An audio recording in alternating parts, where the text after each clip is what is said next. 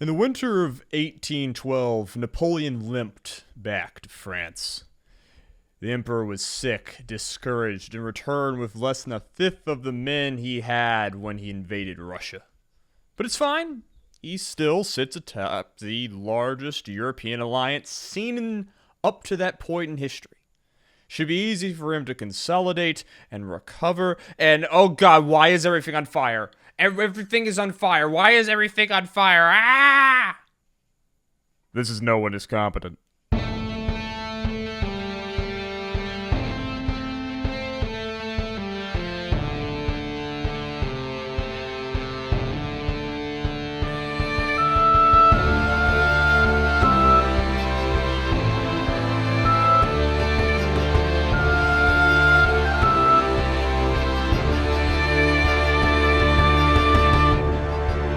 What's up, lords, ladies, baddies, daddies, and caddies? This is No One Is Competent, the premier history and comedy podcast about why everyone who's ever been in charge is worse at their job than you are at yours. I am your host, Azalea, joined by my illustrious researcher, Jaharis. You can follow us on Twitter at Azalea Wyatt and at Jaharis48. Put the A's in front of the E's, people. If you'd like to reach out to us, just say hi, do some death threats, maybe recommend a podcast episode, all the things that people do on the internet. You can reach that at nooneiscompetent@gmail.com. Pretty simple there, folks. A reminder, this podcast has how many sponsors, Jay? I think we're up to 12 now. Okay, wait, but not counting all the deep state contacts. Oh, then zero. Zero. And how many commercials? Yeah, probably also zero. So please, I'm begging you, I'm on my knees. Give us some likes, some subscribes, some reviews, wherever you're on, Apple or YouTube or Spotify. Just diddle the algorithm in whatever way you're available. We deeply appreciate it. If we get to 10 Apple reviews and 1,000 subscribers on YouTube, we will do an episode where I am completely hammered. And I'm actually beginning to have an idea of what episode I would like to do, but no spoilers. Jay, how are you doing today? I'm doing pretty well. This is actually probably going to be the last episode I record on my current computer. I should be getting a new one pretty soon, so with luck, I'll be cracking open a bottle of champagne on the new PC and then sending you probably a messed up audio file, which doesn't work. I'm looking forward to it. Also, I know you don't drink champagne. That is also true, but doesn't mean you can't. I'm pretty sure when they christen ships, they don't drink the champagne that, gets splayed all over the hull. Fun fact, audience, Jay drinks incredibly dry red wine and doesn't get intoxicated because he's that kind of psychopath. I, meanwhile, drink Mike's Hard, seltzers, White Claws, basically all of the girliest shit I can get my hands on because I like to have fun and enjoy my life. Jay, did I ever tell you the time that I watched Night is Short, Walk On Girl, and I thought that because it was a movie about getting drunk, audience, you don't need to know anything about it, it's just a movie about these people who get drunk over the course of an evening.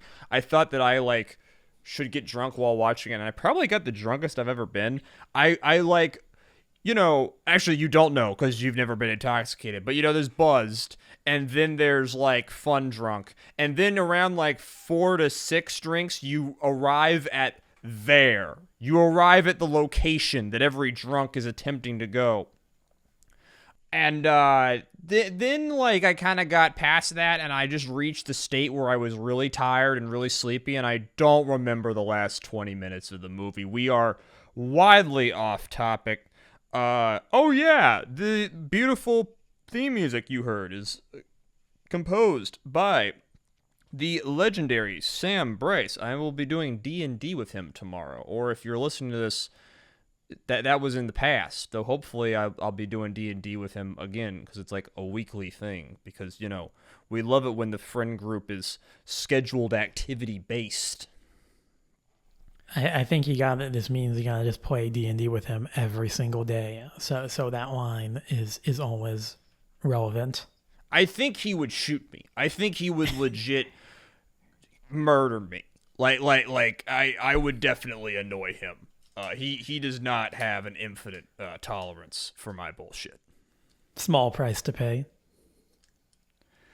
All right, so this we're deep in the series here, folks. Okay, this is like we're in like Owari Monogatari Volume 2 levels of like in the deep. This is a part of our massive Napoleonic series, which we've been doing for reasons that I don't even understand anymore, even though it was my idea. Fuck you, Pass Azalea. I fucking hate you.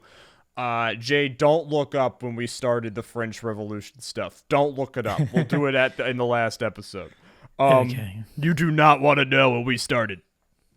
But obviously, it's helpful if you've listened to all of those episodes, especially helpful if you've listened to the Peninsular War Part 1, because this is the Peninsular War Part 2, a thing you ostensibly know because you read the title of the video or sound file. I assume you know how to read, because I actually have a pretty high opinion of your ass for some reason. Whenever I interact with reviewers, they're very, very sweet. Send us emails. I like talking to people. I'm a very lonely person. Jay, can you confirm to the audience that I'm a very lonely person? Well, you're speaking to me on a Monday night recording a podcast. A man I have Napoleon never Bonaparte. met in person. So, and I've possibly seen yes. a picture of him once, and I instantly deleted it because he sent me a picture where he looked bad and wasn't smiling. And I was like, I don't want this to be how I imagine you in my mind's eye. What the fuck is wrong with you? Yeah, seriously, what the fuck was wrong with you? You weren't even like Jay, if you selfies are hell, but like if you put the phone above your head, you look better. You get that downward angle. It's flattering. I don't really take pictures of myself, so I would have had to have found a picture that somebody took of me, and I guess I didn't feel like doing that whenever I sent that to you. Guys do need to take more pictures of guys because selfies look awful on the dating apps, and women they all take pictures of each other and they use that. We need to follow the arms race and take pictures of your homies, okay? When they're photogenic, make them look good, get the lighting all nice, because we're all trying to be slamming hands together. This is we've been doing a lot of. Jay, could you explain what we're going to be covering on the podcast today and where we are in time? Orient us in our Napoleonic saga. What's going on? What are we covering? Just so people don't get lost in the sauce that is history.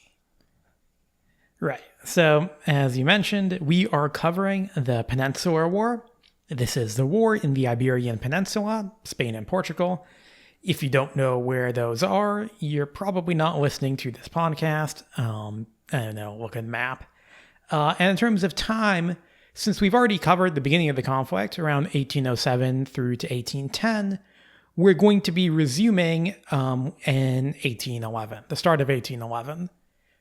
Now, our sources for today's episode include The Napoleonic Wars, The Peninsular War by Gregory Fremont Barnes, Napoleon's Cursed War, Popular Resistance in the Peninsular War by Ronald Fraser, Spanish Guerrillas in the Peninsular War by René Chartrand, and Napoleon's Marshals by R.P. Dunn Pattinson.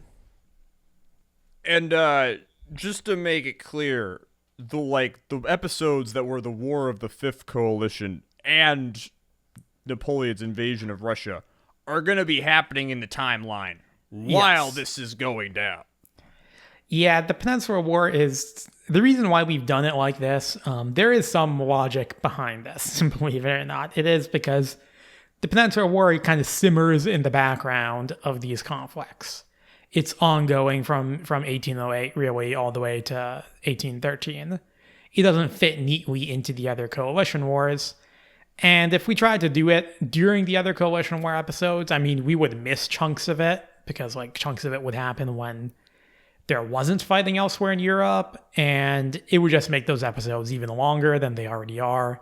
So that's why we're doing this now. It's the long-running B plot of this season of history. Very much so. Okay, so let's set our stage in 1811. France invaded Portugal back in 1807, both to punish one of Britain's few remaining allies and provide a pretense to move French troops into neighboring Spain. Remember, the French did not see the Spanish, who were their allies, as particularly competent and trustworthy. While those troops were conveniently in Spain, they were used to overthrow the Spanish government the following year, with Napoleon's older brother, Joseph Bonaparte, being declared the new King of Spain. What was meant to be a quick and easy regime change had devolved into a protracted conflict as a result of unexpected levels of Spanish resistance and British intervention, because surprisingly, people do not like it when you coup their head of state without asking permission, and the British like to intervene in things. Very much so.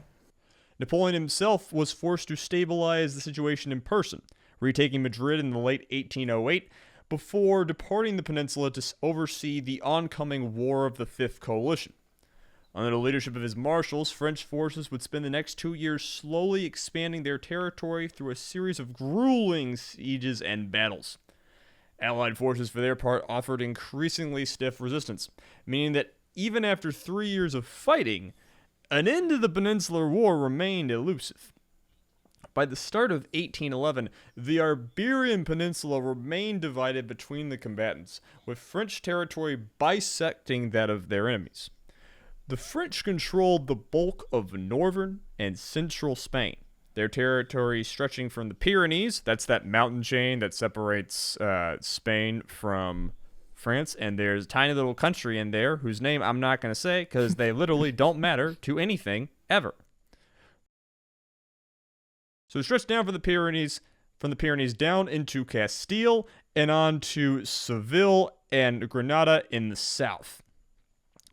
The Allies, that's the name for everyone who's against France, controlled land to the east of this, Galicia and Portugal, and in the west, holding most of the Mediterranean coastline south of Barcelona. The majority of Spain's major cities had fallen to the French, but some, such as Valenciana, Cartagena, and Cadiz, remained in transit, serving as bases of Spanish resistance. And, Jay, before we get into it, I think what happened in our last episode and what's going to happen in this episode is this war, it sees a lot of territory trading hands. It kind of reminds me of like parts of the American Revolutionary War in like upstate New York, where like armies are kind of traveling around each other and sometimes intentionally, sometimes unintentionally avoiding each other for long periods of time. 1 month, Army A is in place X, and then they move to place Y, and then Army B is in place X, and they're kind of like meandering around. Yes, it is. Yeah, I think a lot of people have sort of a view on warfare that's very much influenced by the world wars. Yeah. And we're used to like big, long, clearly defined front line that like moves forwards or backwards and kind of like bulges and whatnot. You think like the Western Front or the Eastern Front. Yeah, so like armies are colored blobs on a map. Yes. And those blobs slam into each other, and they either stay in one place at a long time, or one blob pushes another back or gets pushed back. It's not really like that, folks. Yeah, this is very much before that time period. This is like, it is a war of maneuvering. It's, we're going to go, I'm going to take my army and go like pretty deep into enemy territory in this campaign and try to like get to their rear or attack a city, and then they do something else and I have to respond to it. It's a different way of thinking about war. Ironically, you can say that this kind of warfare has kind of made a comeback in some recent conflicts, but that's a whole another topic of debate. Not really debate, just another subject. But yeah, it is. This is not World War I or World War II. It is, like you say, much more akin to the American Revolution. Okay, so I said that the people fighting the French were called the Allies. Who are the Allies? Yeah, so that's a good question. The political situation in Iberia was as complex as the map. The forces aligned against the French were a coalition of various factions and leaders, which can broadly be divided into three major groups: the Anglo-Portuguese army, the regular Spanish army, and the guerrillas. The core of the Anglo-Portuguese army was the British Expeditionary Force first sent to Spain in 1808. By 1811, it was under the command of Arthur Wellesley, recently ennobled as the Duke of Wellington, following the Battle of Talavera in 1809. Wellington had also been appointed as commander-in-chief of Portuguese forces as well, which were retrained along British lines and incorporated into the British command structure. For the sake of simplicity, we may thus refer to these forces as the, quote, British Army going forwards, but one should keep in mind that at times up to half of its ranks were made up of Portuguese soldiers. You know that Jay has a college degree because he just used the word thus. Yeah. At the start of 1811, the main portion of Wellington's army found itself in Lisbon, besieged by Marshal Massena's French forces. Now, the British soldiers were known to be very well drilled. Their officers had more of a mixed reputation, with various expeditions prior to the Peninsular War coming undone in part due to the bungling of British commanders, most of whom lacked experience at handling large bodies of men. Oh, yeah. For more of that, see our River Plate episode. Yeah. Or even our Saratoga one, going a little bit back further. Wellington, who had experience from the Mysore Wars in India, would prove to be an exception to this. Access to the sea meant that British forces were generally well provisioned with supplies and ammunition. Their weakness during the Peninsular War was the relatively small size of the British army, especially its cavalry. Okay, so that's the British, but we're fighting in Spain. Where are the Spanish? Right. So when Joseph Bonaparte was proclaimed King of Spain in 1808, a large portion of the Spanish army refused to recognize his legitimacy and instead declared for King Ferdinand VII. In the king's absence, he was one of the royals who was basically being kept under house arrest in France. They were in effect led by a parliamentary body known as the Cortes of Cadiz. Now, the Spanish army was looked down upon by their British allies, who viewed them as badly trained and badly led. This impression was not without reason. The army had been in a long state of decline prior to the war, weakened by corruption and a lack of funding, and this is amplified by events such as the Battle of Talavera, in which the Spanish failed to assist the British, despite promising to do so beforehand. Now, the Spanish, for their part, distrusted the British, who had, after all, been their enemies prior to 1808. And for most of the time before that, too. Yeah. Cooperation between British and Spanish forces was thus difficult, though relations would improve during the latter years of the war.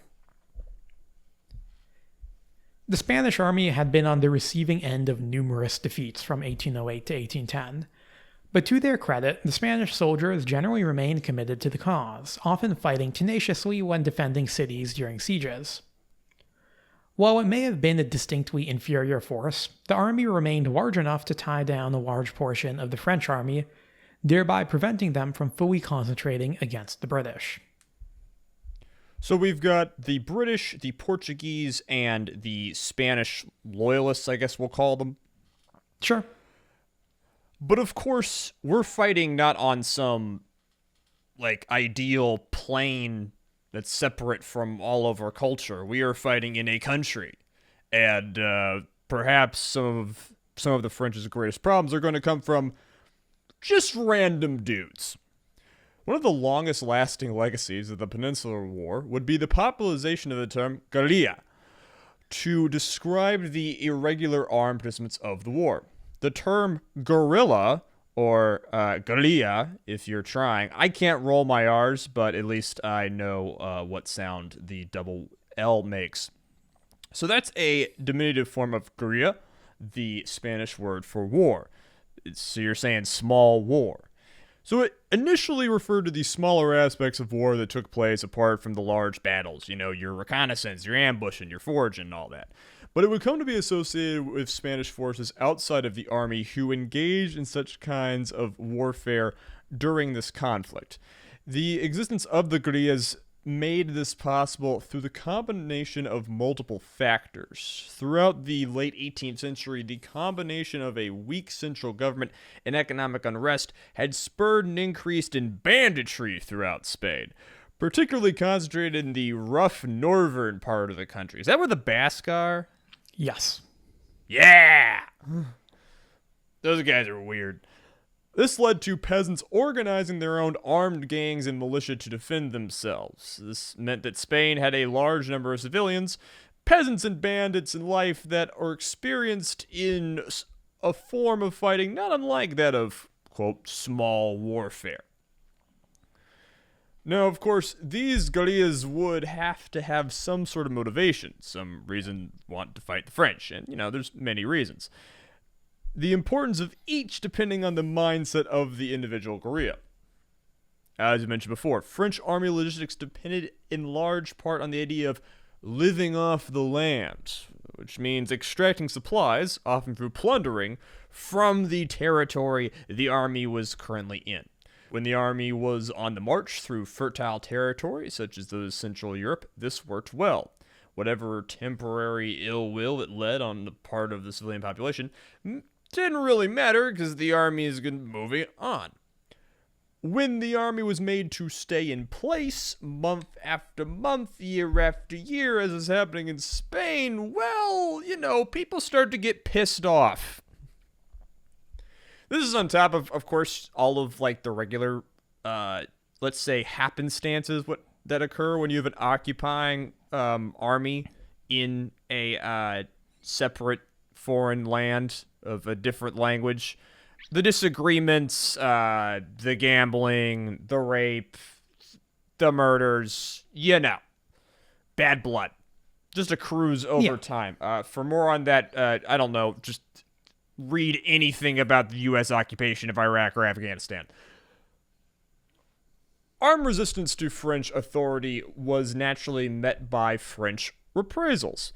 The guerrilla war in Spain would be characterized by significant brutality on both sides. A party of guerrillas might ambush and kill a French foraging party near a Spanish village.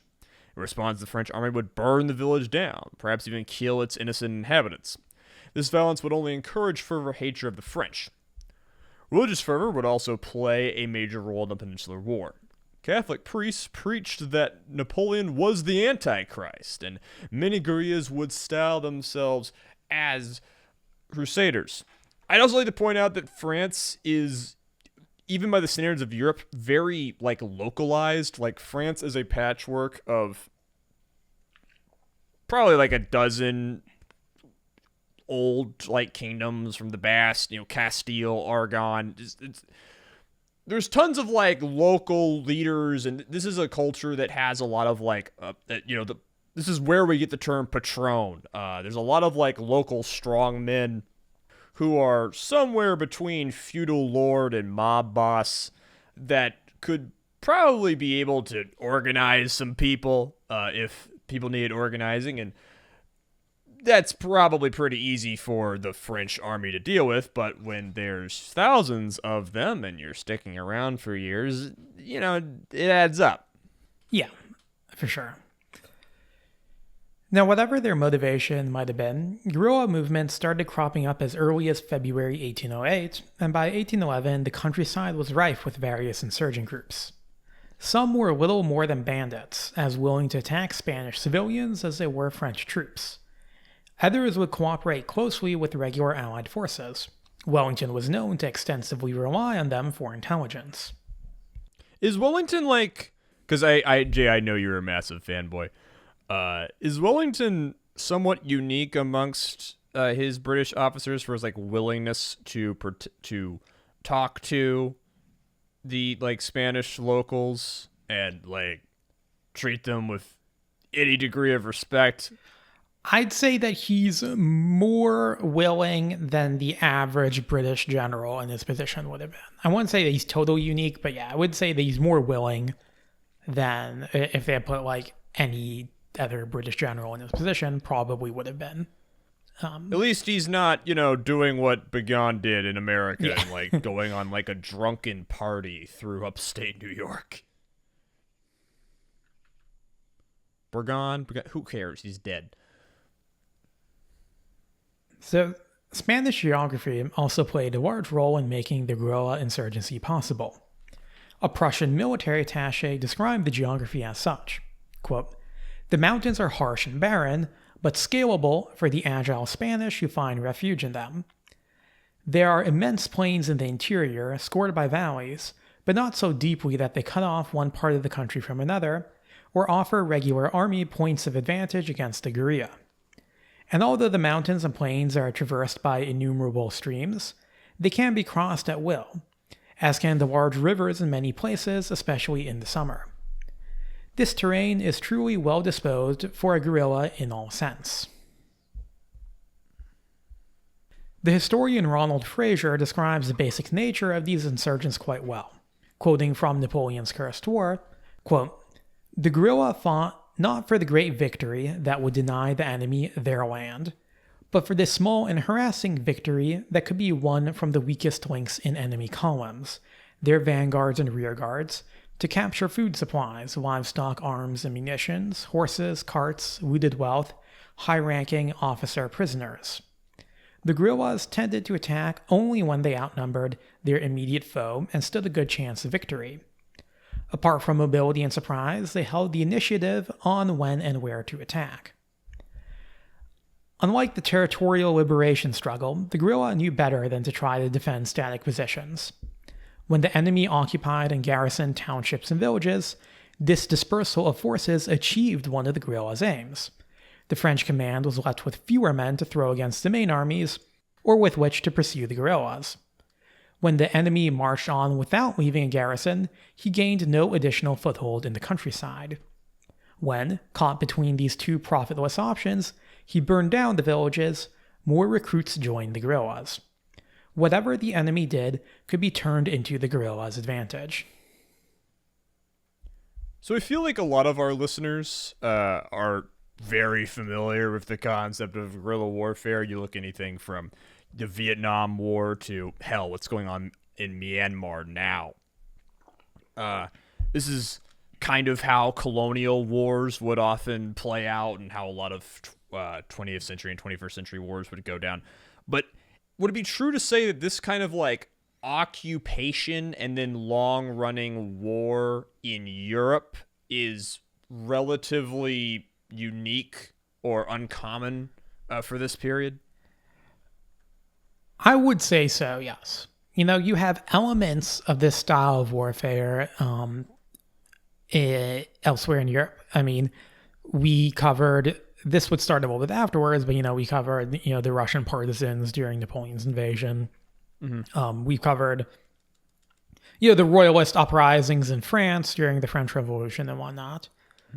And that's why I've called that part of the French Revolution more of a kind of a civil war. That's really not just labeled like that. But yeah, in terms of like this kind of high-profile, prolonged conflict in Europe where you have this style of warfare occurring kind of alongside a parallel to the regular war, I would say that it was definitely very exceptional compared with what we call the cabinet wars. Cabinet wars is kind of the term, it was originally a Prussian term, to describe think like the 9 Years' War, the 7 Years' War, these kind of like big conventional wars where you have a bunch of nations on one side, a bunch on another. They have a couple battles and they exchange territory.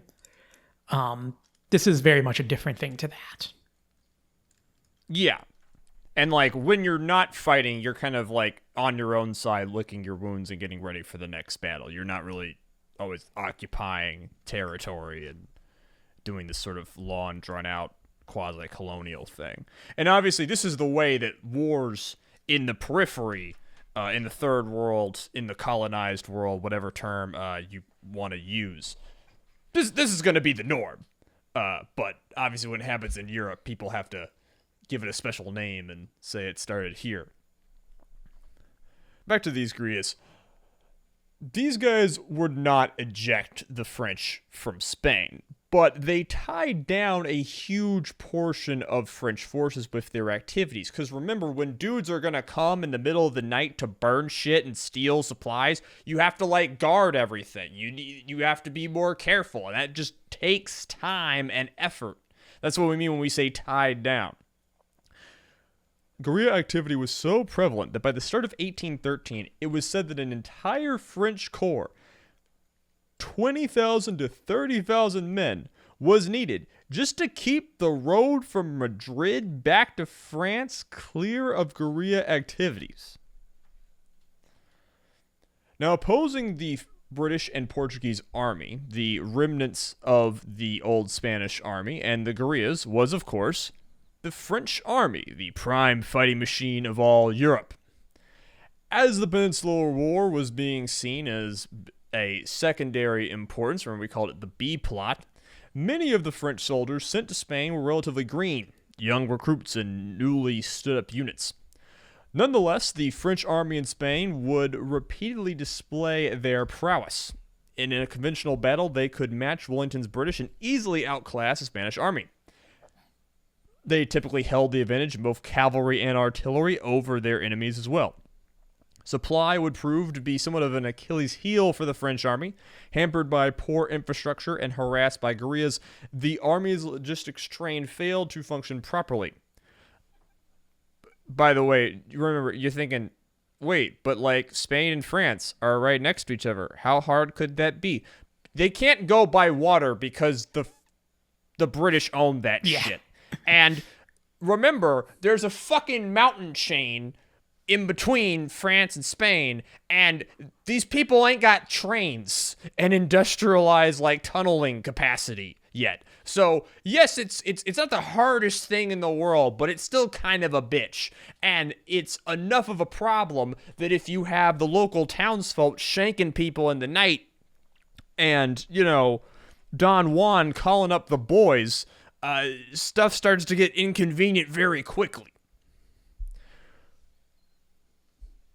Now, the outright starvation we saw in Russia, that's not really going to happen. But French soldiers did suffer from a frequent lack of food and other supplies.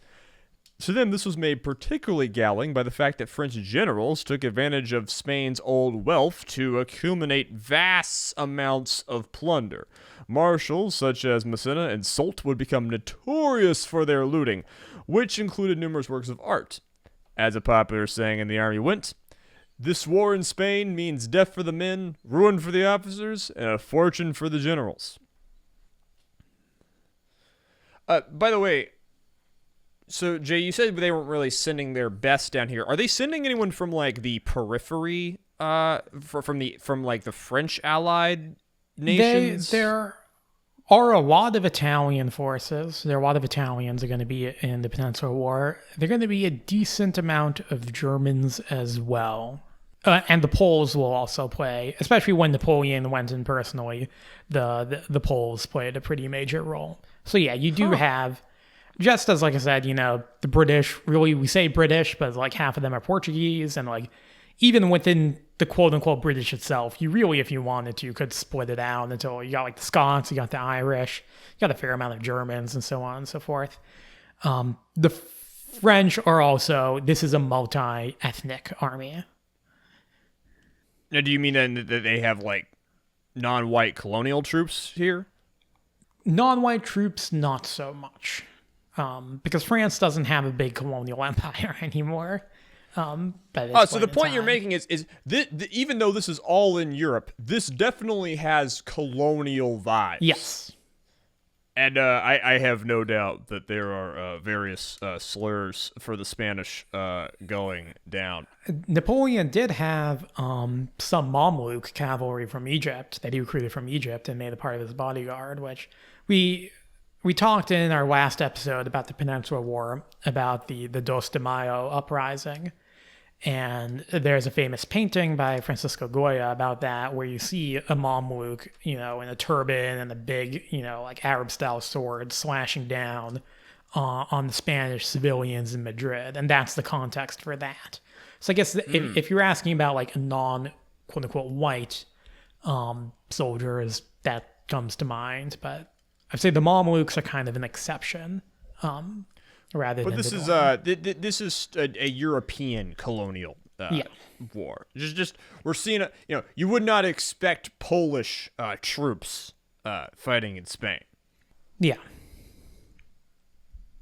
One advantage that the French should have enjoyed over the Allied forces was a unity of command.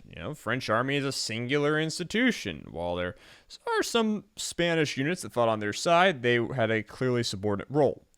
This advantage was weakened by the egos and power struggles within the French camp. Oh yeah, we've thought of this before.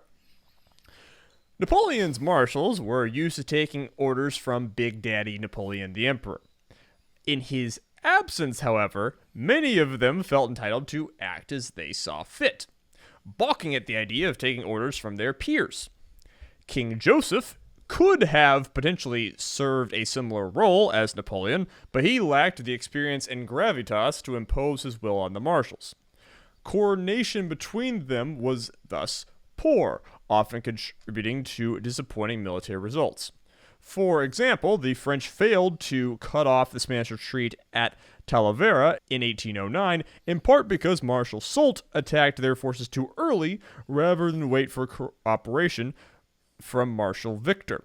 One point that I've made throughout this series is that Napoleon, as his strength, has all these marshals who are very experienced and are good at operating on their own. I guess I never really thought of if it was a super small scale war and it was just one marshal, that would probably be fine. But when you've got multiple of them running around, that introduces ego.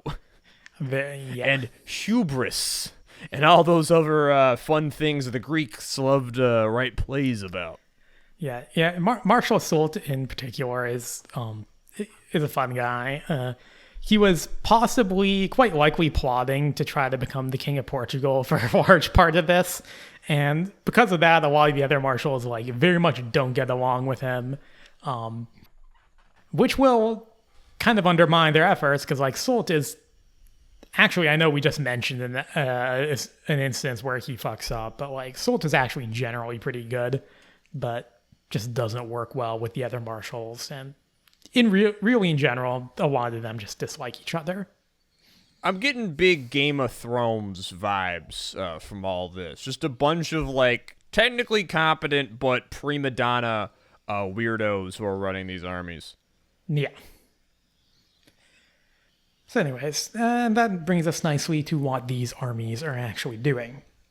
So at the start of 1811, the French Army of Portugal, as it was called, under Marshal André Massena, lay just outside of Lisbon, having marched towards the Portuguese capital during the preceding year. Massena was very much towards the end of his career. He was old and not in good condition.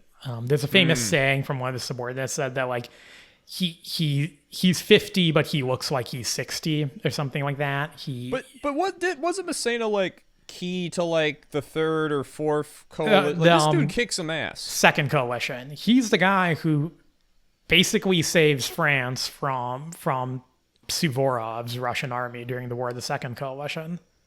Damn. So yeah, he has an illustrious past, but he was old. He probably had tuberculosis. He did not want to go to Spain. Really tried telling Napoleon, don't send me to Spain. But Napoleon's no, you're going anyways. So, yeah, the poor guy is stuck here laying siege to Lisbon. Well, we don't know what happens yet. Maybe the dry Spanish air will be good for him. Yeah, maybe. Napoleon actually said that. not in those exact words. Sounds but like the asshole kind of thing he'd say. Yeah, that the Spanish weather would be good for him. But yeah, so the Portuguese had conducted a policy of scorched earth, stripping the countryside to deprive the French of supply. Upon arriving at Lisbon, Massena discovered that the British and Portuguese had built a formidable series of fortifications spanning the width of the peninsula that the city is located on. The French had thus been forced to spend the winter in the field, unable to attack Lisbon and unwilling to retreat. Massena had hoped to bait the British into giving battle, but Wellington refused, preferring to watch the French army decay while his own forces remained supplied from the sea. Now, Marshal Soult had been ordered by King Joseph to support Massena by launching an invasion of Portugal from the south, but he was slow to act, perhaps due to simmering tensions between him and the king. Soult was basically treating Andalusia, which is southern Spain, as like his own personal fief, organizing it, the government, raising taxes and everything. And King Joseph was like, okay, yeah, but you're going to send that tax money to me, right? And that kind of pissed Soult off. So he doesn't get along well with Joseph. And Joseph is basically like the fail older brother. Like, he's not there by his own merits. Yeah. And I guess in slight fairness to him, like Massena, he didn't even want to be here. But, yeah. So Soult does finally move his army, capturing Badajoz in February, but he fails to progress further. The start of the year had also seen Marshal Victor lay siege to Cadiz, the capital of the Spanish Cortes. Here the Allies would be more proactive, landing a joint British and Spanish force by sea just south of Cadiz in an attempt to outflank the French and relieve the city. The British defeated the French at Barossa on March 5th, but a lack of Spanish support allowed the French to retreat intact. Outraged at the inaction of his Spanish counterparts, the British commander withdrew his army back to Cadiz. A stunned Marshal Victor, who had just barely saved his army from a complete rout, was thus able to resume the siege in the following days. When news of the situation in Cadiz reached Soult, he decided to abandon any attempt to aid Massena and return to Andalusia. With no hope of reinforcement, Massena was forced to begin his retreat. His army, which had been reduced to just around 40,000 men from a starting figure of 65,000, extracted a degree of vengeance by burning Portuguese villages on their way out. Wellington pursued the French, but an expertly led rearguard under Marshal Ney, who had been made Massena's temporary subordinate, allowed the French to retreat with their forces intact, though Ney was soon sacked by Massena for disobeying orders. No. You can't just write that. Give us a T. What? You can't just tack that on and not give us a T. What did he do? Massena basically, it's not super dramatic. Massena's basically told him to go in one direction, and he's like, no, I'm not doing that. I'm going in a different direction because I think it'll be better. Was it? In that case, yes. Ney is the expert of rear guards. He's not very good at a lot of other things, but he is expert at rear guard actions. Massena probably should have just let him do whatever he kind of wanted to do here, but yeah. I'll look over his work. I've been known as an expert of garden rears in my day. Now, so we can already see in those episodes how a lack of coordination from the marshals is leading to waste of lives and lack of success. In May of 1811, Wellington lay siege to the French garrison of Almeida, a fortress along one of the main roads outside of Portugal. Massena turned his army around and gave battle to the British near the village of Fuentes de Onoro in an attempt to relieve Almeida. But his weakened men from that previous battle failed to dislodge Wellington from the field after 3 days of fighting. However, during the battle, the garrison in Almeida was able to slip out of the fortress at night and escape British encirclement. So, we're not like completely crumbling yet. Now, Wellington's pursuit of Massena through northern Portugal coincided with an Anglo-Portuguese advance in Spain from southern Portugal. So Massena's getting chased out of the north, and then there's a big Anglo-Portuguese advance in the south. Here, the British general Beresford helped to retake Badajoz, which had been captured by Soult months earlier. Soult and Beresford's armies came to blows at Alberna on May the 16th, leading to a bloody and indecisive battle that saw both armies lose over a fifth of their forces. Wellington soon managed to join Beresford, while the newly arrived Marshal Marmont brought his army south to support Soult. Faced with their strengthened French army, the British abandoned their attempt to retake Badajoz and returned to Portugal. The French did not pursue them, and by the second half of 1811, both sides were thoroughly exhausted, and the situation would remain a stalemate for the remainder of the year. Just a quick reminder to y'all who listened to our Napoleon Invades Russia episodes. This is around the time where Napoleon is taking care of his new bride and his new kid, the King of Rome, shall I say. And everyone's kind of grumbling about, like, dude, why are you not going down to Spain to fucking handle the shit? We've got like half a dozen marshals jacking each other off, arguing, not able to do it. By the way, I assume all of these marshals are sending letters back to Big Daddy Napoleon explaining how it's all of the other marshals' faults and how they need to be put in definitive charge. I assume that's happening throughout all of this constantly. Pretty much. Napoleon is also sending orders back, but like because it takes quite a while for messages to go from Spain to France and then back, like these orders are often not very useful and kind of hard to act upon. So yes, everybody's writing to Napoleon. Napoleon's writing to everyone, but like there's a lack of an actual like central authority in Spain that can keep all of them in line. Also, just for keeping track of these guys, I forgot to mention it, but Massena does get basically fired by Napoleon after the retreat from Portugal, and Marshal Marmont is sent to replace him. So in terms of like their commands, Marshal Marmont is generally commanding French forces in the north, while Soult is in the south. You'll also have Victor as well in the south, and you'll have Suchet, who we haven't mentioned yet, around like Catalonia, that kind of region. And then Jourdan is King Joseph's advisor. So like those are the main guys on the scene, just to put names to them. Yeah, I feel like some of our listeners might be getting a little confused. We threw around a lot of names and a lot of place names when we covered our 1811 section. In terms of big themes, we saw both the Allied and the French armies fighting in multiple places at once, both the north and the south, both Portugal and Spain, and the French coordinating very poorly. Like, if they had all teamed up, they might have been able to do some serious damage, but because they weren't able to do that, they sort of got drawn into a series of minor defeats and stalemates that just kind of bled everybody out. So during the back half of 1811, Jay, they're basically just licking their wounds and kind of maneuvering around, prodding each other. No one's making a serious move in the back half of 1811. Yeah. Marshal Suchet starts a siege of Valencia. But yeah, there are no major battles during the second half of 1811. And where in Spain is Valencia?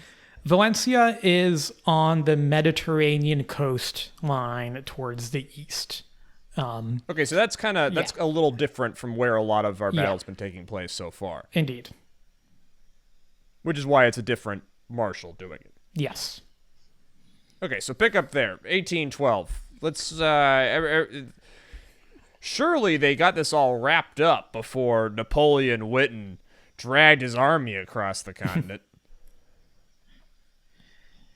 Yeah. So 1812 actually starts pretty good for the French. Marshal Suchet captures Valencia after a short siege.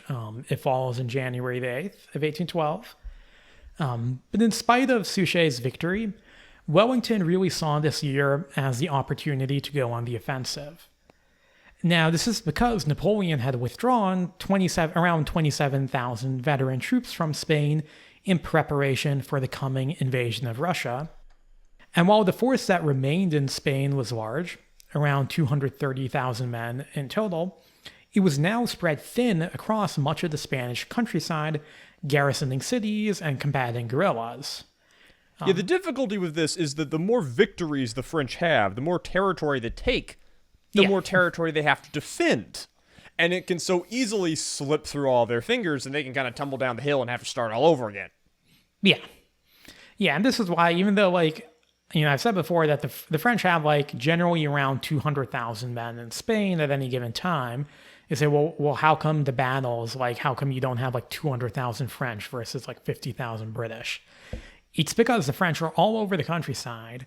I mean, they don't have satellites. They don't know exactly where the British are going to attack. They can't concentrate their forces because doing so will leave the countryside open to falling back into the hands of the Spanish or the guerrillas or whoever else.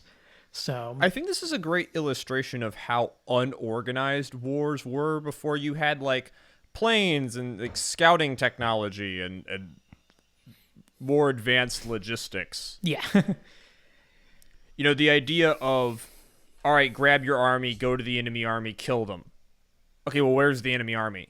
Okay, how are we going to get there? Are we going to get raided on the way? Yeah. It's complicated. Yeah. War is hard. Like, this is no one is competent. We will admit this is a difficult thing to do. Yeah. Yeah, so the British are going to focus their offensive along two routes. These are basically the two main roads that lead from Portugal into Spain. In the north, they had already captured Almeida, we mentioned that in 1811, and after a short winter assault, they managed to take the other key fortress along this road, that would be Ciudad Rodrigo, on January the 19th. In the south, Wellington was faced once again with the task of fighting for Badajoz. The siege began... Do you know what ciudad means in Spanish, Jay? What? It just means city. Okay. It's Rodrigo City. Nice. Yes, whoever Rodrigo is, good for him. So this siege begins on March the 16th, but progresses kind of slowly. Now, in April, Wellington realizes that he kind of has to storm the city because Marshal Soult is going to be marching to relieve it. The British do capture Badajoz, but at a high cost, losing 5,000 men out of a force of 27,000. Actually, it's kind of fun when you read about this siege. The British knew that, like, the guys they're going to send to storm this are probably all going to end up being dead. So they basically say, like, okay, if you want to volunteer to lead the attack, if you survive, you'll get a promotion. And there's, like, one major who goes into the attack, and, like, before it, he basically writes saying, like, I'll either be a colonel or I'll be dead by the time this is all over. And he survived, I believe. Oh, good for him. Yeah. So now both routes into Spain are open for the British, so Wellington gets to choose, which one he's going to use for his advance. He decides to take the northern route, leaving a smaller force to garrison the south. Now, kind of coinciding with this, he has the guerrillas ramp up their activities across Spain to tie down French forces, and the Royal Navy launches some diversionary raids along the coastline. I assume that means that, like, he's directly funding and maybe getting arms to some of these small guerrilla armies? Yeah, the British are in contact with some of the guerrilla leaders. The Royal Navy will, like, land at the coastline with a ship and, like, offload guns and so powder and whatnot. We've gone full Operation Cyclone in this ad. Yeah. There are over 300 different insurgent groups at various points in time, so it's not like all of them are working with Wellington, but a lot of the bigger ones are. So in mid-June, Wellington reaches Salamanca, where he's opposed by Marshal Marmont's force. Now, both sides had roughly the same amount of men, around 48,000 apiece, So the two generals are going to spend weeks trying to outmaneuver each other and find a favorable battlefield. Finally, on July the 22nd, Marmont made a key error. Observing that Wellington had occupied a spot of high ground 5 miles to the south of Salamanca, he began to maneuver his army to the east, hoping to threaten Wellington's line of retreat back to Portugal. French officers held the view that Wellington was a defensive general, unlikely to attack without clear numerical superiority. And this view was heightened when dust clouds kicked up by British cavalry forces were misinterpreted as a sign of Wellington's baggage train departing Salamanca. In their attempt to outflank the British, the French lines became overstretched, the leftmost part of the army advancing too far from the main body. Seeing his opportunity, Wellington attacked, crushing the isolated French left before advancing on Marmont's center. Marmont itself was wounded in the battle and carried from the field. After fierce combat, the French were able to withdraw, having lost 14,000 men to Wellington's 5,000. Marmont's battered army was forced to retreat to the northeast, leaving the route to Madrid open for Wellington. As King Joseph had just 20,000 men at his disposal, the decision was made to abandon the capital, which the British seized on August 12th. Joseph retreated southeast towards Valencia, joining his forces with those of Marshal Suchet and Marshal Soult, the latter having abandoned Andalusia entirely for fear of being cut off by Wellington's army. So the French have basically lost a huge chunk of the north. Yeah. And while they were kind of doing really good in the southeast, and they were kind of at a draw in the southwest, now they've kind of regrouped to the southeast with Marshal Suchet. And Soult has had to kind of, maybe he was going to win, maybe he was going to lose, but he had to cut his conflict short because the north has collapsed. Exactly, yes. All right, so, yeah. Again, this is a lot of names. We know this is difficult. I'm trying to kind of drag everybody kicking and screaming through this. Because, I have Jay did all the research. I have the fucking doc that I've already read and all the stuff in front of me, and all of the names. It can be a lot. So the summer had been a season of victory for Wellington, but the tide of war would reverse once again. His attempted siege of Burgos failed, stalling the British campaign. In making the French abandon much of their territory, Wellington had essentially force them to concentrate their armies, which, remember, was, always the problem. And these in total fully outnumber the British. The French forces gathered in the north near Bilbao and in the south near Valencia. Now it was Wellington who was overextended, having stretched thin his lines of communication back into Portugal. If the French attacked, they could cut off his entire force in a grand pincer movement. Realizing the danger his army was in, Wellington began a retreat in October, marching back towards Portugal through torrential autumn rains. Madrid was reoccupied by the French in November, and soon Wellington had returned to where his campaign had begun at the start of the summer.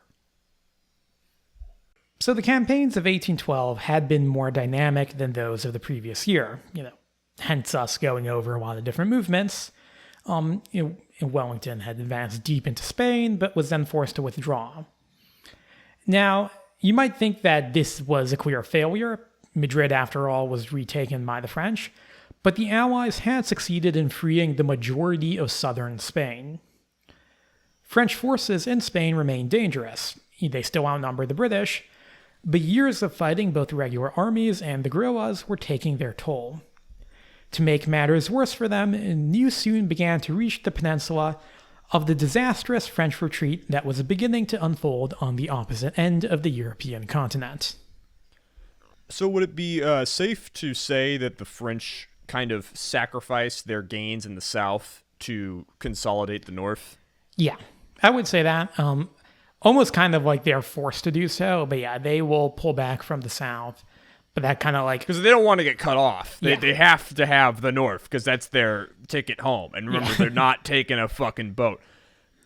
Also, for any listeners who are maybe not Americans and are kind of wondering like why the British aren't committing more forces, the War of 1812 is conveniently going on in 1812. So lots of British redcoats are currently burning D.C. and almost shooting Madison's head off. For more of that, please see our No One is Competent All the Presidents episode. I will also say the British Army is not very big. It is a volunteer army. It's not a conscript army. Britain is a naval nation for reasons that are easy to guess. The Royal Navy receives a chunk of the funding, largest chunk of the funding. So yeah, the British Army is relatively small in general. Yeah, it's mostly the Portuguese doing the fighting when we say British Army, like we said at the big top. Okay, so the French have been forced to humiliate themselves, to give up gains, to consolidate. They're closer together now, so the marshals are probably arguing more. Now they're hearing that Big Daddy's getting his ass kicked in Russia. They're probably reading casualty reports and not believing them. I probably wouldn't believe them either. And they've kind of pushed Wellington out for now, but as we're going into 1813, things are not... the vibes are off. Yeah. In hindsight, one can perhaps say that Wellington's 1812 offensive came a year too early. He obviously had no way of knowing this at the time, but just a year later he would be in position to feast on the remnants of the French army in Spain. The failure of Napoleon's invasion of Russia deeply undermined the position of his older brother in Spain. France was now faced with the prospect of fighting a two-front war, made worse when Prussia formally allied with Russia on March of 1813, thereby starting the War of the Sixth Coalition. They were already fighting a two-front war! Napoleon chose to invade Russia while all this was going down! He saw all of this bullshit and he was like, yeah, I can totally fucking go on the other side of the continent. It'll be fine! Sweet fuck! Yeah. So Napoleon is again forced to strip Spain of veteran soldiers in an attempt to shore up his position in the east. Marshal Soult is also going to head over to Germany as well, briefly. So, at this point, it probably would have made military sense to withdraw from Spain, either like pretty much entirely, or just to like take up positions behind the Ebro River. The Ebro River kind of runs parallel to the Pyrenees, so it's still in Spain, but it's more defensible than being out in like Madrid or whatever. But it basically means giving up 90% of Spain. Or, you know, they could just retreat from Spain entirely and just garrison the Pyrenees Mountains, which, being mountains, are quite defensible. But doing so is politically unpalatable. Abandoning the Iberian Peninsula would have been the obvious sign of French weakness at a time in which Napoleon is depending on his German allies for manpower and is still holding out hope that Austria will remain neutral or even side with the French against the Prussians and Russians. As a reminder, Austria is not at war with France at this point in time. Yeah, Napoleon knows that the only way he could possibly lose a land war on his own terms in Europe would be if everybody teamed up against him. Yeah. Be terrible if that happened. Yeah. So Joseph thus is going to remain in Spain, though he is allowed to abandon Madrid and move his government north to Valladolid. And like one other point, Napoleon knows that like he made the Austrians neutral at the barrel of a gun, and he made the Prussians get on his side at the barrel of a gun, and like yeah, he knows they're not happy about that. He's not a stupid man, and he knows that they're gonna cut and turn against him if they can. So like I guess he feels like this is a guy who's only gotten what he wants by one way. It's a show of strength, going all the way back to the whiff of grape shot. Yeah. Okay. So, he only has one move, and he's doing it again. And it might even have been the right move, but it's, if anything, a predictable move for Napoleon to make. Okay, Jay, I'm done interrupting. Yeah. So Wellington spends the winter rebuilding the Anglo-Portuguese army. By the start of the 1813 campaign, he has around 81,000 men, plus a further 25,000 Spanish troops that had been given to him when the Cortes finally appoints him as commander-in-chief of Spanish forces. Now, the French still have 200,000 men, but suffered from low morale and the lack of supplies brought about by both the general course of the war, whatever supplies France has are mostly going into Germany, and of course the guerrilla activity. The British began their advance in May of 1813. Diversionary attacks were launched in the south, and the guerrillas once more stepped up their activities to keep French forces occupied.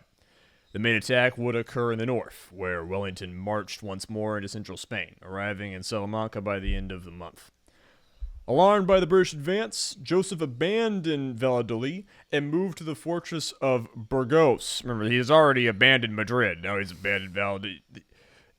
How premature was Joseph abandoning Valladolid? Was that like a good abandonment, or was that like turntail at the first sight of the Union Jack abandonment? It was kind of like a turntail thing, but also probably the correct military decision. Has Joseph led troops in battle, like, directly? Directly, no. He's been with the army. He hasn't been in charge of the army in battle up until this point. But he always had a babysitter to take the controller. Yeah, Marshal Jourdan is his military advisor, and the two got along well. They were friends. That's why, he kind of requests Jourdan. So really, Marshal Jourdan is, when we say Joseph is leading the army or doing this or that with the army, it's mostly Jourdan. Okay.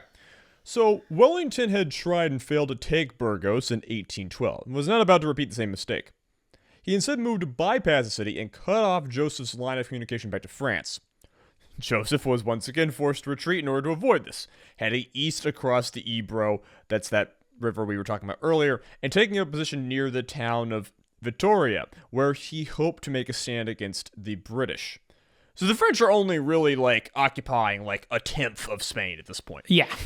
Yeah, Vitoria is very close to France. The French position at Vitoria was decently strong, positioned as it was behind the shallow Zadorra River. The army was commanded by King Joseph and his military advisor we just mentioned, Marshal Jourdan, who was suffering at the time from a bad fever. So he has with him 66,000 men. Now, in contrast, Wellington's army numbered some 70,000 men when they arrived in the area. If you were saying to yourself, wait, I thought you said the French had 200,000 men, that's spread across the whole country. So there's 66,000 here, and the rest are trying to, tie down, I assume, some places in the east and, getting killed by guerrillas. Yeah. The battle began on the 21st of June, 1813. The French had hoped to bait Wellington into a costly frontal attack, but the British general instead was able to deftly outmaneuver French forces, causing them to overstretch their lines and overrunning their flanks. By the end of the day, the French army was in full retreat. Wellington's pursuit was delayed, however, in part due to his army's discipline breaking down when they came across the vast French wagon train that accompanied Joseph's army, wagons containing the accumulated wealth of his government's treasury. Remember all that looting we had talked about earlier? Of the over 5 million francs contained within the wagons, only 250,000 were ever formally recovered by the French army, the rest disappearing into the hands of opportunistic soldiers, British and French alike. Vitoria proved to be the final undoing of Joseph's government in Spain. The French army was forced to abandon their positions and withdraw back to the Pyrenees. Marshal Soult, who had left the peninsula earlier in the year to assist Napoleon in Germany, was sent in again and put in charge of all French forces in Spain. It was now his turn to wage a defensive war, which he did with some skill, trading blows with Wellington in a series of battles through the summer and early autumn. However, it was clear to all that France's position in Spain was untenable. On October 7th, Wellington defeated Soult's army at the Bidassoa River and crossed into France. The war for the Iberian Peninsula was over. The War of France had begun, but now we're kind of getting ahead of the timeline, Jay. Let's consolidate and wrap this one up. Indeed. So the Peninsular War had, from any perspective, been a massive error on the part of Napoleon. The French emperor later recognized this, admitting that it was perhaps his biggest mistake. It was almost an entirely unforced error. Spain had been a French ally, after all, prior to its outbreak. With Russia, at least, you can say that, the Tsar had plans to attack France, if the French didn't attack Russia first. Spain was a French ally. This tied down hundreds of thousands of French soldiers that could have been used elsewhere. While the damage it caused to the French army was not so great as the failed invasion of Russia, both failures played a large role in Napoleon's undoing. Now, this war will, of course, have massive ramifications in Spain and Portugal.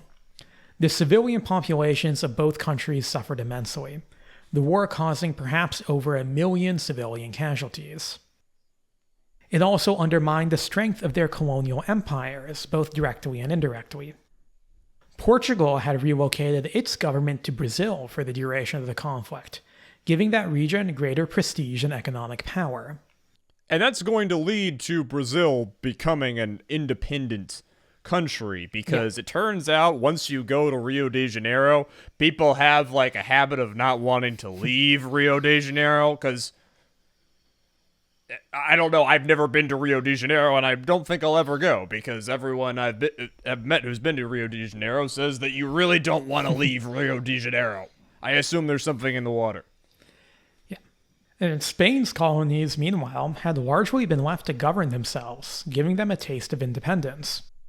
It's of no coincidence that the Spanish-American Wars of Independence were starting to stir even as the Peninsular War was drawing to a close. In Spain itself, the resistance had largely been led by the Cortes, a parliamentary body made up of representatives from across Spain and even her colonies. In 1812, these representatives drew up a liberal constitution to be implemented after the war with France was over.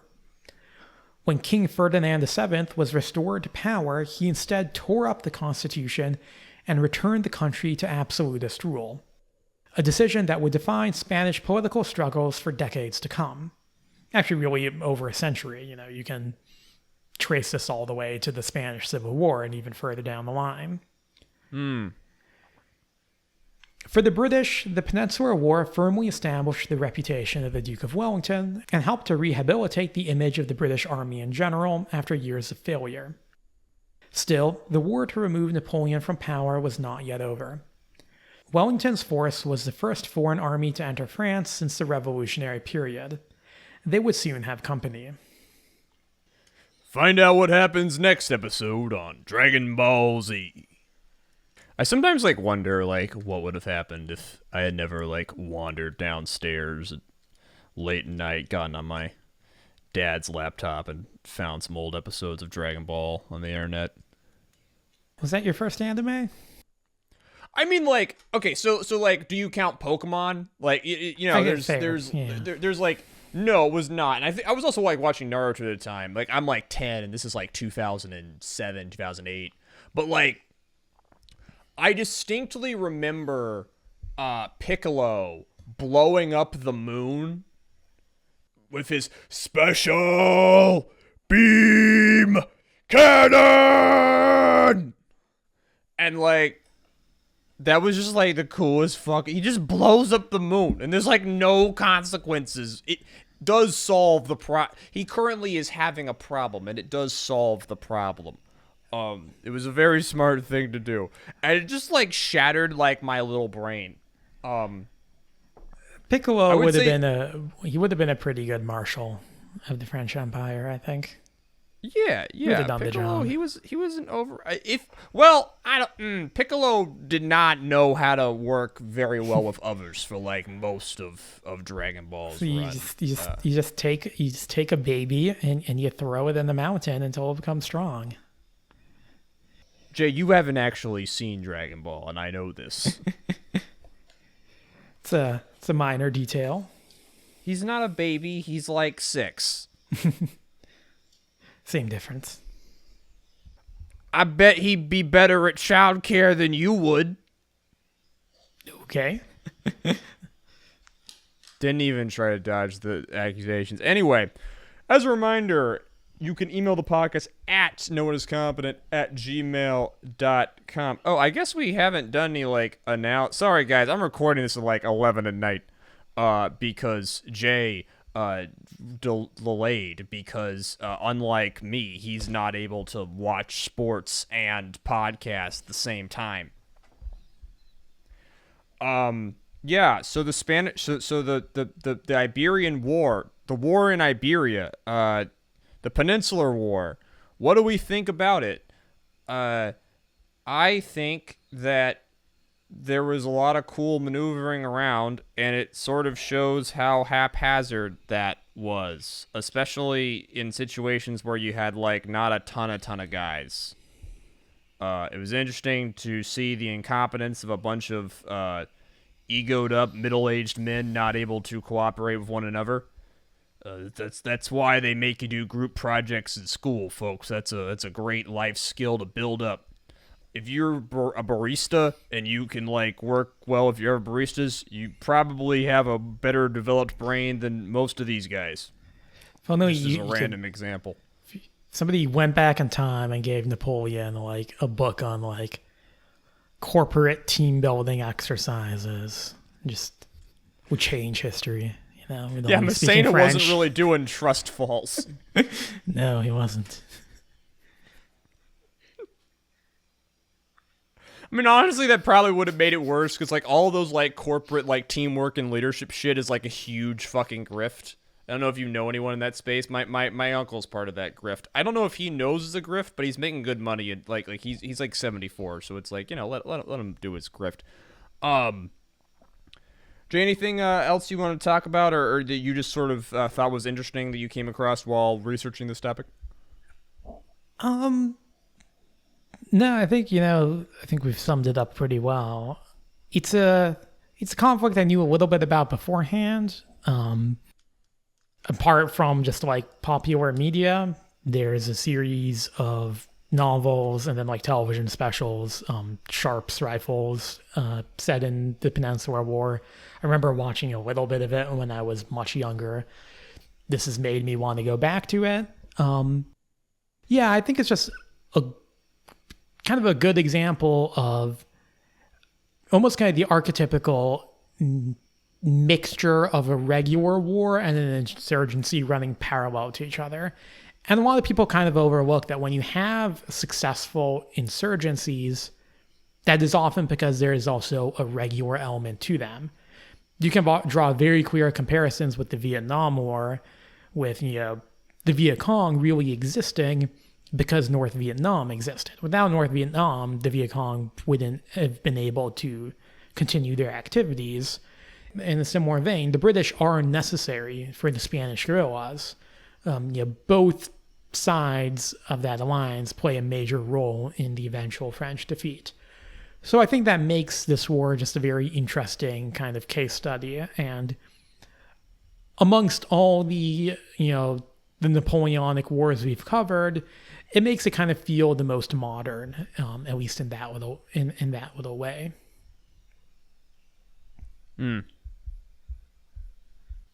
All right, I'm utterly faded. I love the trend of the podcast ending when Azalea starts sundowning, Ho Biden. Speaking of which, am I glad that we are not we're not a current events podcast. Jay, I don't know about you, but last weekend, I just would start laughing. Uncontrollably. I was at a family dinner with my mom and my dad and some family friends and my grandmother. We're out of this restaurant and I'm just cracking up every 3 minutes because Trump got fucking hit with glass shrapnel because a fucking 20-year-old guy on a fucking we're all gonna fucking die. We're all so fucking boned. It can just happen. As soon world and some random schizo 20-year-old can climb on a fucking roof and get off like 12 shots before his skull gets split like a watermelon by a sniper, and then the cops shoot a random dude and just kill a random guy, and there's not gonna be any charges brought up for that, cause they're fucking You seem to have had to be having fun with that one. He got hit in the ear of all places. I don't know why I find that funny. I'm surprised his fucking face didn't fall off. You ever see Trump when his face is like really red? Like really, really red? Like it looks like it got amputated and like shriveled in the sun and they stitched it back on. What the fuck is up? How much makeup are they using up on that guy? I guess the main thing you could say about our current political situation is that like between like the amount of Adderall like Biden has to be on in order to put two sentences together, and the amount of like witchcraft plastic surgery like fucking Avatar level type makeup department that like Trump has to use to avoid looking like Jabba the Hutt, that they're like at least I guess creating jobs, maybe. Yeah, I suppose so. I'm sorry. I don't know. This is where I am. This is where my brain is.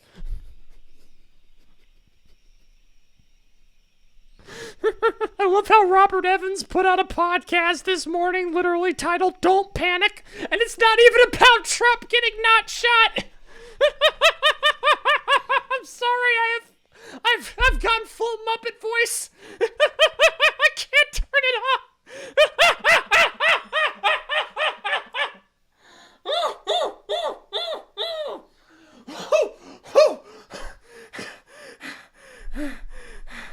Jay?